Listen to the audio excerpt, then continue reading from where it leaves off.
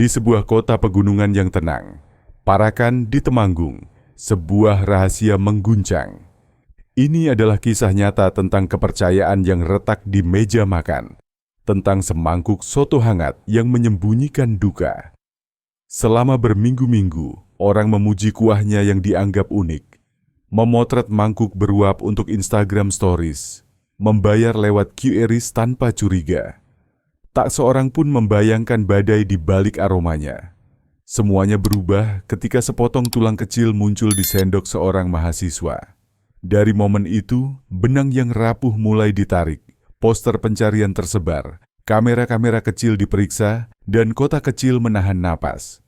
Kita akan mengikuti langkah-langkah sederhana yang mengantar sebuah rahasia ke ruang terang. Dari meja makan yang ramah hingga ruang interogasi yang sunyi, untuk mencari sebenarnya apa yang terjadi. Di balik uap panci dan lampu neon, kebenaran menunggu dengan wajah yang tak disangka. Parakan berada di kaki Sindoro, udaranya sejuk, pagi sering berkabut tipis. Di alun-alun, pedagang bubur menyiapkan meja lipat, sementara ojek online menyalakan aplikasi. Di sisi timur, sebuah warung soto papan triplek berdiri sederhana. Wangi kaldu mengepul bersama suara sendok beradu. Di kota kecil seperti ini, orang saling menyapa, menitipkan kunci rumah, dan percaya pada harga yang seikhlasnya. Nadia Lestari, 20 tahun, baru pindah dari Candiroto. Mimpinya sederhana, lulus kursus desain fashion, lalu membuka jasa jahit di rumah kontrakan kecilnya. Ia bekerja paruh waktu sebagai admin toko kain online, membalas chat Shopee sambil menyeruput teh panas. Setiap sore, ia pulang naik angkot atau memesan ojol saat hujan turun mendadak. Di ponselnya, notifikasi grup WhatsApp info Parakan tak pernah sepi, dari kabar lowongan hingga gosip harga sayur. Uang kiriman dari orang tua pas-pasan. Nadia menyusun anggaran di aplikasi keuangan, menandai tanggal jatuh tempo cicilan laptop bekas. Ketika lelah, ia menenangkan diri dengan hal sederhana. Makan semangkuk soto di warung Pak Wiryo, membayar pakai OVO, lalu video pendeknya diunggah ke TikTok. Kuah di warung itu bening, agak manis, dengan aroma serai yang menenangkan. Pelanggan bilang rasanya aneh, tapi bikin rindu. Ibu Nadia, Sari Wulandari, rutin menelpon malam hari melalui video call. Perempuan itu berjualan getuk di pasar desa. Tangannya kapalan, suaranya selalu hangat. Suatu malam, ketika sinyal sedang bagus dan kamera tidak buram, Nadia menunduk sebentar, lalu berbisik, "Mama, aku takut gagal lagi." Dialog itu pendek, namun jujur. Ketakutannya bukan pada pelajaran pola jahit, melainkan pada hidup yang terasa cepat bergerak. Ia takut tidak bisa membalas kerja keras orang tua. Di kursus, Nadia belajar menggambar pola digital di laptop tipis. Ia suka ketika dosen tamu mengulas tren modest-wear dan tips mencari vendor bahan lewat Telegram. Setelah kelas, ia sering singgah ke perpustakaan kecil. Suasana di sana sunyi, hanya bunyi kipas angin tua dan bau kertas yang lembab. Di beranda, ia menyetrika kain sampel sambil memikirkan rencana katalog sederhana untuk klien pertama. Tetangga kos Nadia bernama Maya Ramadhani, mahasiswi PGSD yang aktif di komunitas literasi. Maya suka meminjamkan novel, mengajak ikut bakti sosial, dan sesekali menertawakan algoritma TikTok yang terlalu kepo. Mereka makan bareng saat akhir bulan, berbagi lauk tempe orek dan sayur lodeh. Hubungan keduanya seperti adik kakak, saling mengingatkan jam tidur, saling menitipkan kunci kamar. Di kota kecil, kabar menyebar cepat. Warung Pak Wiryo konon makin ramai sejak renovasi sederhana. Meja baru dari kayu pinus, poster QRIS menempel di dekat termos teh. Seorang driver truk sayur bercerita kuahnya makin dalam, seperti dimasak lama dengan tulang. Warga memuji kerapian Pak Wiryo yang bekerja sendirian. Gerakannya hemat, suaranya jarang terdengar. Ia menerima pembayaran tanpa banyak tanya, kadang menyelipkan kerupuk gratis untuk pelanggan tetap. Nadia sering duduk di bangku paling pojok, dekat dinding yang mulai mengelupas. Ia suka memperhatikan lampu neon yang berkelip, suara hujan menetes dari talangseng, dan gumpalan uap yang memeluk langit-langit. Di buku catatan, ia menulis daftar bahan, merekam rasa dan tekstur sebagai latihan sensori. Ia percaya semua desainer perlu melatih indera, bukan cuma mata. Rasa aman tumbuh dari rutinitas yang berulang. Suatu Sabtu, Nadia mendapat pesanan kecil dari ibu-ibu arisan. 3 rok span dengan ukuran berbeda. Ia memotret kain, mengedit brightness, menulis caption singkat yang rapi. Notifikasi DM masuk dari seorang akun baru yang meminta harga borongan. Nadia membalas sopan, menawar harga realistis, lalu menutup chat agar tidak baper kalau batal. Malamnya, ia memindai kode QRIS warung, memesan soto porsi besar sebagai hadiah kecil atas kemajuan harinya. Di sisi lain, Pak Wiryo dikenal tetangga sebagai pria pendiam. Ia tinggal di rumah belakang warung. Halaman sempit dengan pohon pepaya yang tidak pernah berbuah. Ia pulang larut, lampu dapur menyala ketika orang lain sudah mematikan TV. Tidak ada yang benar-benar mengenal masa lalunya. Di kota yang memilih ramah daripada penasaran, orang mudah mengisi kekosongan dengan anggapan baik. Hari-hari berjalan seperti rel kereta. Pagi untuk belajar, siang membalas chat toko, malam menata pola. Di kalender dinding, Nadia menandai tanggal gajian dengan spidol biru. Di bawahnya, ia menulis doa sederhana. Semoga lancar. Ia mulai merasa parakan seperti rumah kedua. Dengan suara azan yang merambat di udara dingin, bau kopi tubruk dari warung depan kos, dan langkah ibu kos menyiram tanaman pukul 5. Namun kebiasaan juga bisa menidurkan kewaspadaan. Tak ada yang memperhatikan kardus hitam yang sering dibawa Pak Wiryo masuk dapur jam yang sama. Tak ada yang mempertanyakan suara panci besar menggelegak pada dini hari. Orang hanya mengira ia perfeksionis, mengejar rasa konsisten. Kepercayaan tumbuh dari kebaikan-kebaikan kecil yang terus diulang. Tapi yang tidak Nadia sadari adalah sebuah garis halus telah dilewati oleh seseorang di dekatnya. Garis antara usaha jujur dan rahasia yang menunggu saatnya terkuak. Suatu siang setelah kelas, Nadia tak pulang ke kos. Pesan WhatsApp terakhirnya kepada Maya hanya berisi foto kain yang baru dibeli dan emoji senyum. Sore menjadi malam, malam menjadi pagi, namun statusnya tetap online terakhir kemarin. Ibu kos mengira Nadia menginap di rumah saudara.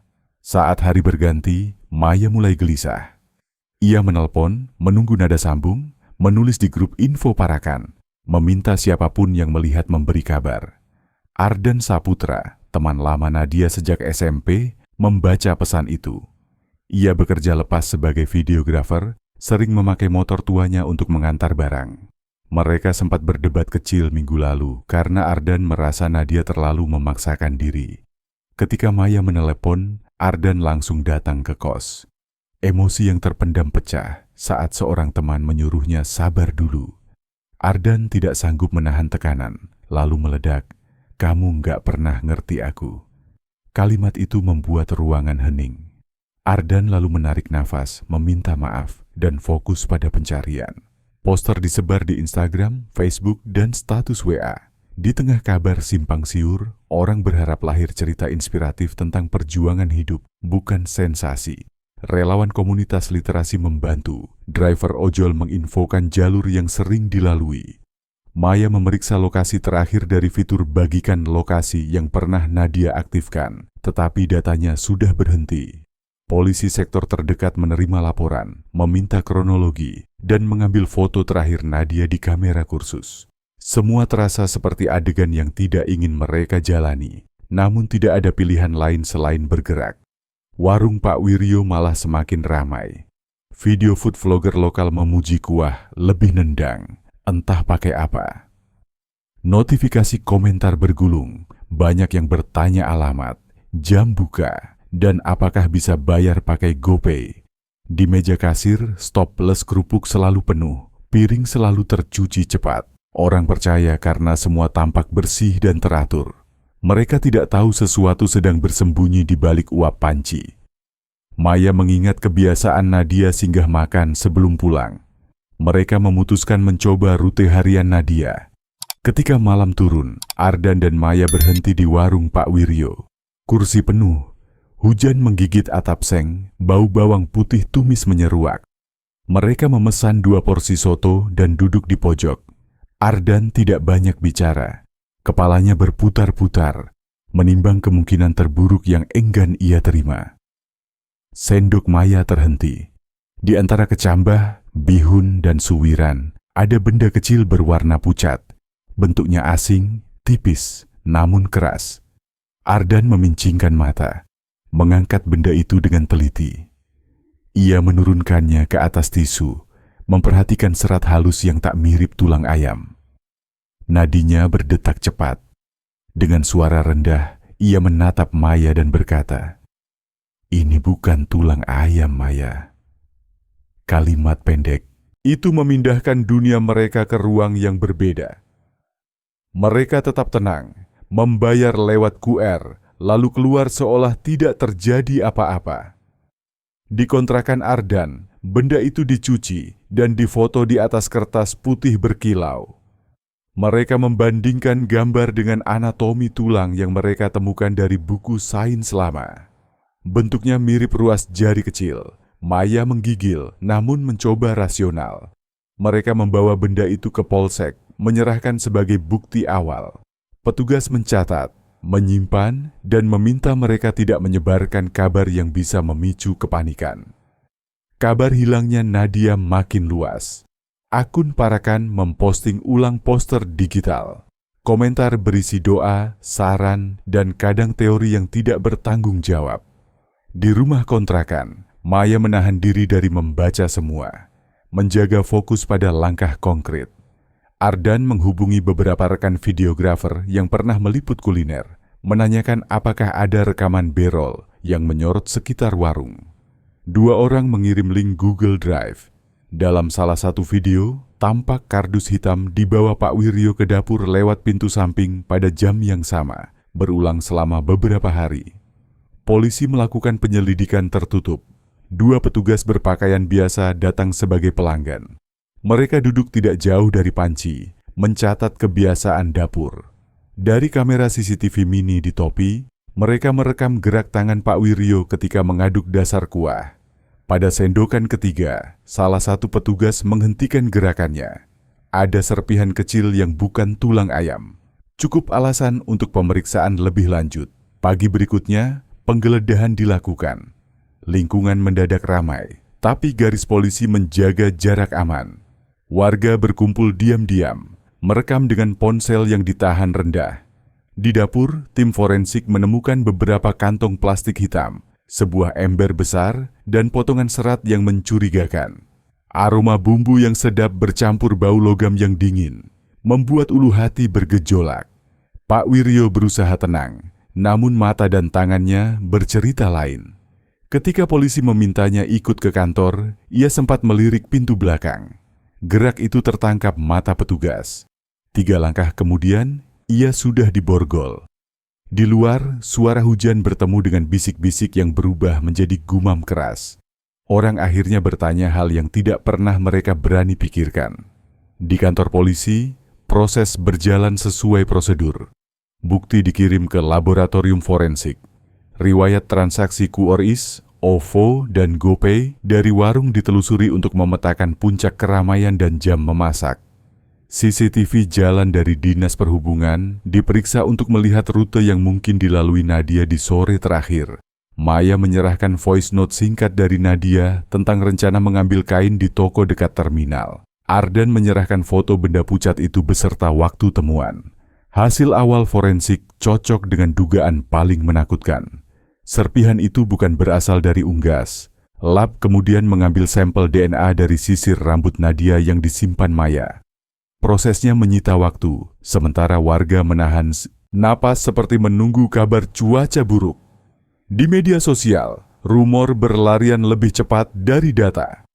Moderator grup Info Parakan bekerja keras menghapus hoaks, menyisakan informasi resmi dari kepolisian.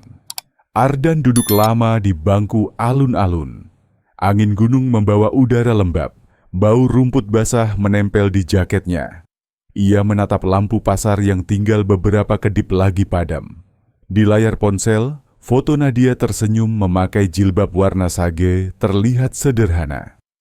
Ia menyesal atas pertengkaran kecil terakhir. Ia menimbang kalimat yang tidak sempat diucapkan. Kesedihan terasa seperti batu di dada, berat dan dingin. Malam itu semuanya berubah ketika mobil forensik berhenti di depan kantor polisi, membawa map bening berisi hasil yang ditunggu. Petugas menutup pintu rapat, dan kota kecil bersiap menghadapi jawaban yang tidak ingin didengar siapapun.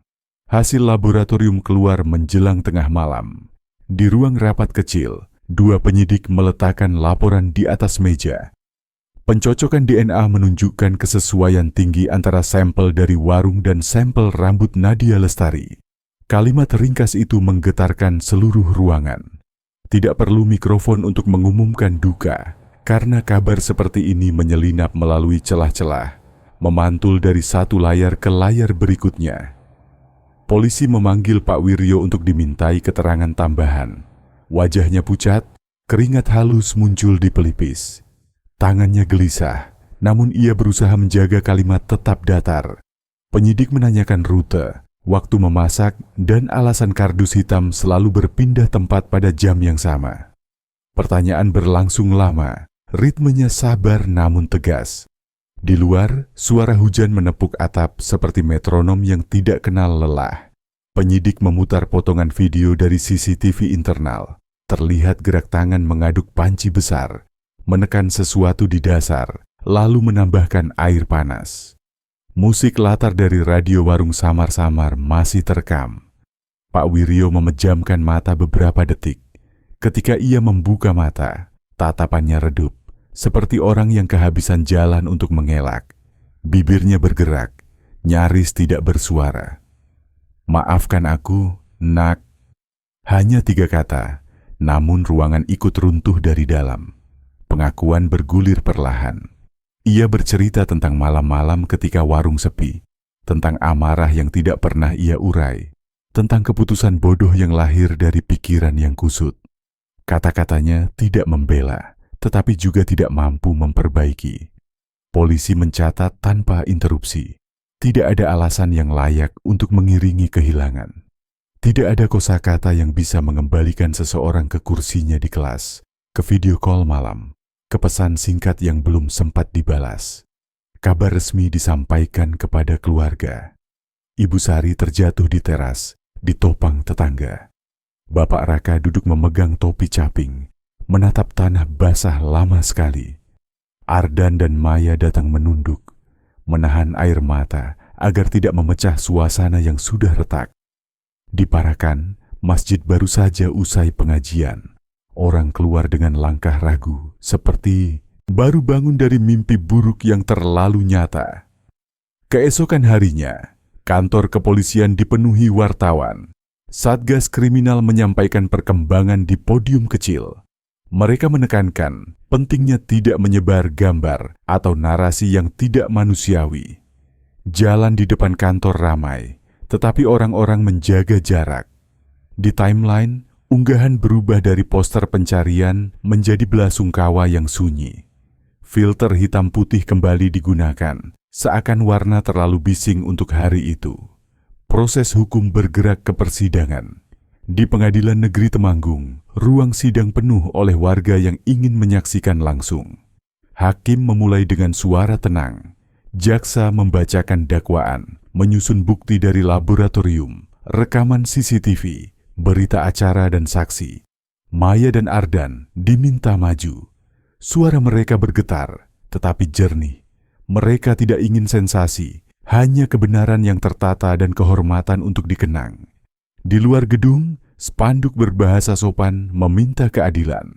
Tidak ada teriakan yang membakar, hanya tatapan yang tidak mau berpaling dari fakta.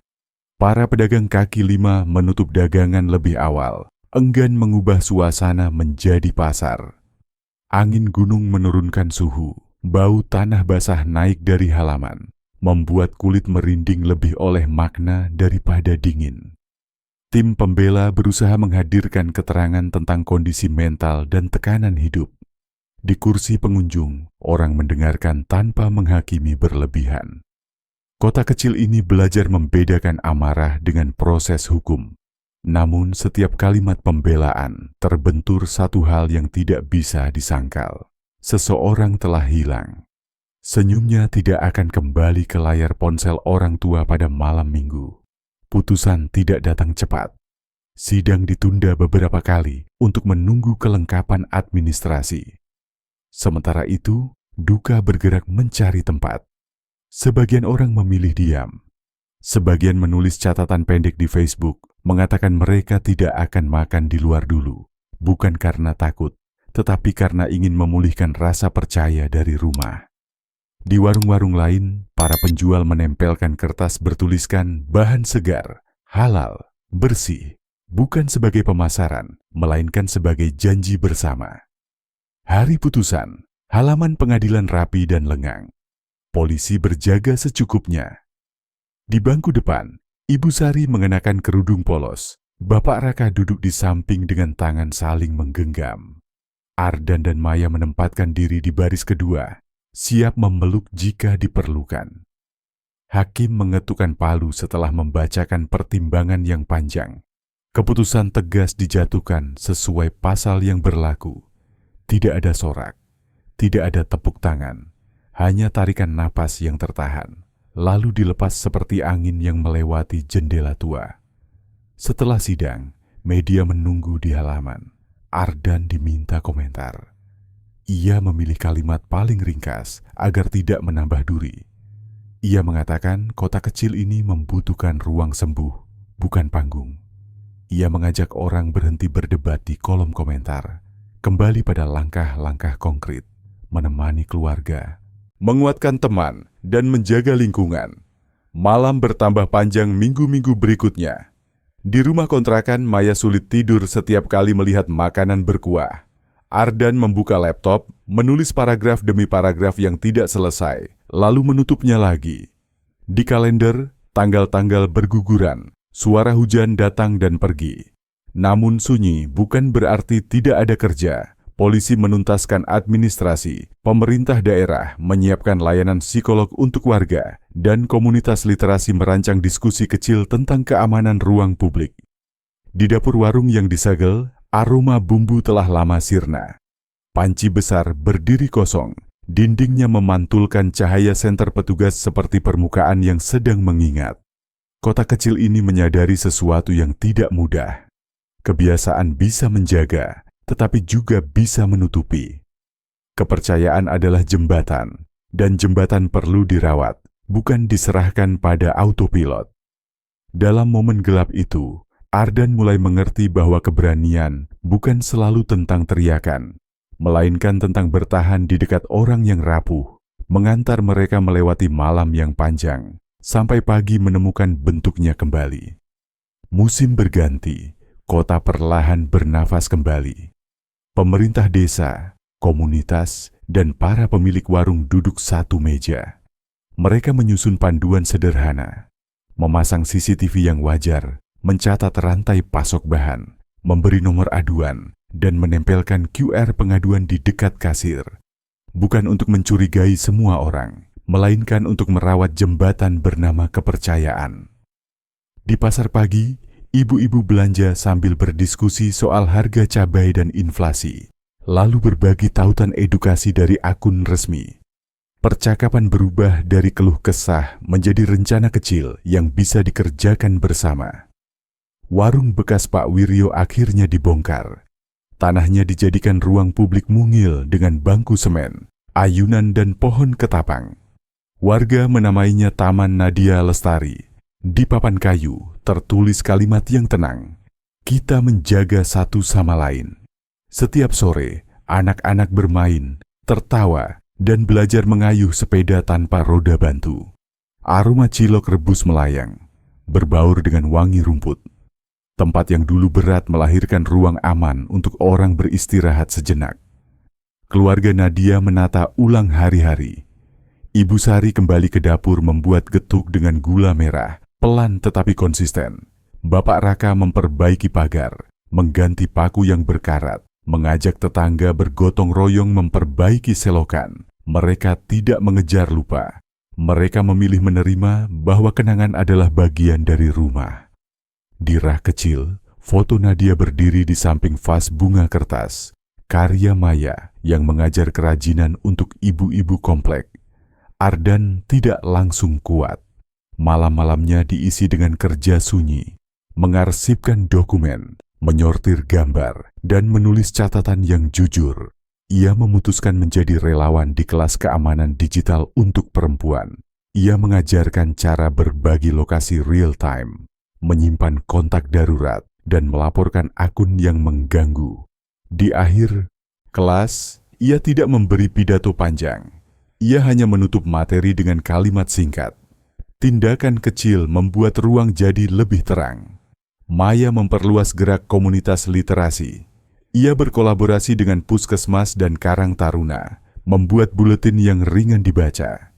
Isinya seputar tips pulang malam, prosedur pengaduan, dan cerita inspiratif tentang perjuangan hidup orang yang pulih dari trauma. Mereka menghindari sensasi, menaruh hormat pada keluarga, dan fokus pada pembelajaran hidup. Setiap edisi diakhiri dengan infografik QR bantuan psikolog gratis yang bisa diakses siapa saja. Di media sosial, grup Info Parakan berubah dari arena rumor menjadi pusat koordinasi warga. Moderator melatih sukarelawan untuk verifikasi, membedakan kabar baik dari kabar bohong. Fitur pengumuman dipakai untuk jadwal patroli lingkungan, titik kumpul, dan daftar nomor penting. Orang masih memotret makanan, tetapi kini caption sering memuji keramahan penjual, kebersihan dapur, dan asal bahan segar. Rasa nikmat kembali punya arti yang jujur. Ardan dan Maya perlahan belajar duduk di taman Nadia tanpa dada sesak. Mereka menulis nama-nama orang yang membantu di buku kecil. Ibu kos yang sigap, tukang ojek yang bersedia memeriksa rute, pedagang kain yang menyimpan rekaman kamera. Kota kecil ini menyadari betapa banyak tangan yang siap menahan ketika seseorang hampir jatuh. Pelajaran yang lahir dari kehilangan tidak harus berubah menjadi ketakutan abadi. Ia bisa menjadi kompas yang memandu langkah sehari-hari. Suatu pagi, kabut turun lembut di Parakan. Udara dingin membawa suara radio dari rumah tetangga. Ibu Sari menyeduh teh tubruk. Uapnya bening naik memeluk langit-langit. Di meja, Ardan meletakkan draft tulisan berjudul Jembatan. Ia bercerita tentang proses, bukan sensasi.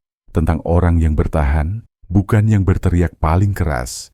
Tulisan itu terbit di koran lokal, kemudian dibagikan ulang oleh akun pemerintah kabupaten sebagai materi edukasi yang ramah. Hidup yang berubah tidak selalu berarti melupakan. Ia berarti menata ulang cara memandang. Dari kisah mengharukan ini, warga belajar memilih fokus pada hal yang bisa dikerjakan, menemani keluarga berduka, menjaga tetangga yang tinggal sendirian, dan saling mengabari saat pulang malam. Kota kecil paham bahwa drama keluarga tidak selesai dalam satu postingan. Ia memerlukan ritme baru, seperti langkah kecil yang konsisten menuju terang. Di penghujung tahun, Taman Nadia menjadi tempat peringatan sunyi. Tanpa panggung besar, orang berkumpul sederhana, membawa bunga kertas, menyalakan lampu ponsel selama 1 menit. Tidak ada nama yang diteriakkan keras-keras, hanya deret kata yang mengalir pelan. Terima kasih, sudah saling menjaga. Anak-anak berlari memeluk orang tuanya. Remaja menepuk bahu temannya. Para pemilik warung saling menyodorkan kotak makan. Kita menutup cerita ini dengan pelan, karena luka tetap luka. Namun pelan tidak sama dengan pasrah. Di Parakan, orang memilih berjalan, bersama. Pembelajaran hidup bertumbuh dari langkah yang diulang. Menyapa, mengabari, bertanya kabar, menepuk bahu, dan memberi ruang aman. Jika suatu hari Anda mampir ke kota ini, mungkin Anda akan melihat mangkuk soto beruap lagi. Rasanya bening, jujur, dan dibuat dengan perhatian. Di atas meja, berdiri selembar kertas kecil.